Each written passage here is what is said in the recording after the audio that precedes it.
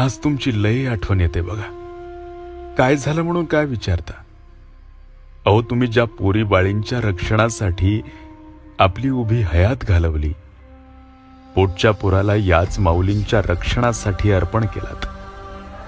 त्याच समाजात डोळ्याने न पाहावे असे प्रकार घडतायत.